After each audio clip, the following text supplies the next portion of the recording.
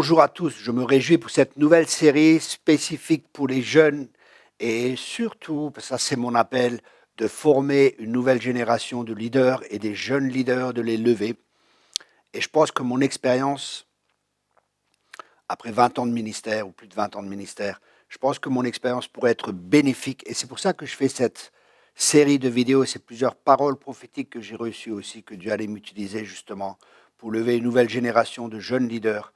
Et ça, c'est vraiment dans mon cœur et c'est vraiment mon désir que tout le potentiel de Dieu, tout ce que Dieu a investi dans la vie de ces jeunes, puisse être développé et arriver à maturité.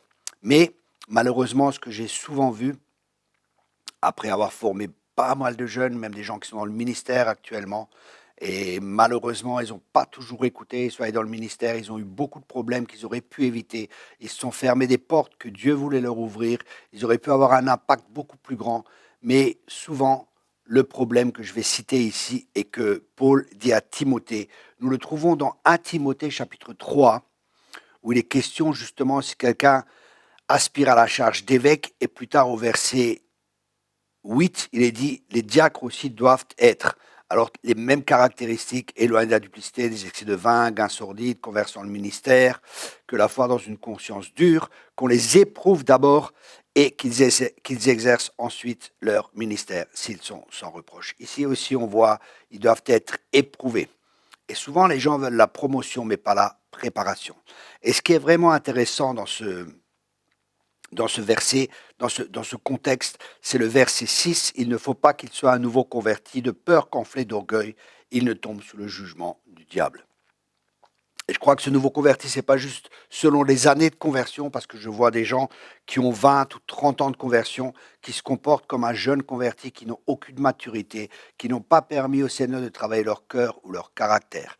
Alors je crois vraiment que c'est important d'avoir quelqu'un qui a plus d'expérience que vous dans le ministère pour pouvoir vous aider.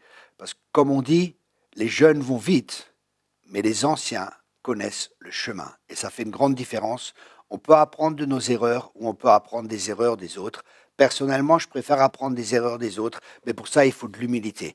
Et le problème que je vois souvent, et surtout avec les gens prophétiques, c'est qu'ils croient parce qu'ils ont des révélations, et j'avais ça aussi quand j'étais jeune, je me disais, ah mais j'ai des révélations, j'entends, je discerne, je vois dans l'esprit, j'ai le discernement des esprits, je vois des choses que ces anciens ne voient pas, j'entends des choses qu'ils ne voient pas, et quelque part, il y avait comme une forme d'orgueil spirituel qui me plaçait au-dessus d'eux.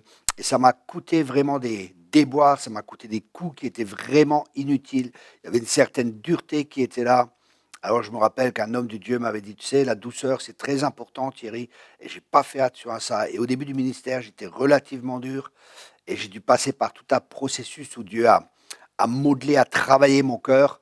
Et j'aurais pu écouter cet homme et dire, écoute, prie pour moi, faisons un travail pour voir d'où vient cette dureté et ainsi de suite. Et j'aurais pu gagner du temps. J'aurais pu peut-être être plus loin que je suis maintenant. Après, j'ai vu beaucoup de jeunes qui n'ont pas écouté aussi, ou des gens même qui étaient avec moi, et des gens même qui ont fait l'école biblique aujourd'hui, ils sont divorcés, ils ont plein de problèmes et ils écoutent toujours pas. Il y a vraiment un cœur d'orphelin. Ils n'ont jamais écouté personne. Leur ministère est monté très vite, mais il est tombé aussi très bas, très vite, parce qu'ils n'avaient pas l'humilité nécessaire pour se laisser former, pour écouter les conseils de personnes plus anciennes. Alors je vous encourage vraiment les jeunes, soyez humbles, ne croyez pas que vous savez tout. Comme dit, après plus de 20 ans de ministère, je me rends compte que je sais vraiment pas grand-chose et que j'ai encore beaucoup à apprendre. Et en fin de compte, c'est de faire des disciples, hein. C'est de cela que je parle. Et faire des disciples transforme la vie des gens que nous formons, mais elle transforme aussi notre vie. Parce qu'on voit, il faut être patient et on voit des fois des erreurs à travers l'autre que nous faisons. Et c'est comme un miroir pour nous. L'autre, il est souvent comme un miroir. Et c'est ce que la Bible dit. Le fer aiguise le fer. Ainsi en est-il d'un homme qui aiguise un autre homme. Et ce qui est très important, si vous laissez former, trouvez une personne qui a un cœur de père. Et ce que je veux dire par là, c'est une personne qui ne cherche pas son propre intérêt, mais qui cherche vraiment à vous faire grandir et qui cherche votre intérêt à vous, à libérer tout le potentiel que Dieu a mis dans votre vie. C'est le rôle du Père, c'est de libérer le potentiel de Dieu dans votre vie. Voilà, ça c'est la première vidéo d'une série où je vais partager des expériences, je vais partager mes échecs, je vais partager aussi mes victoires.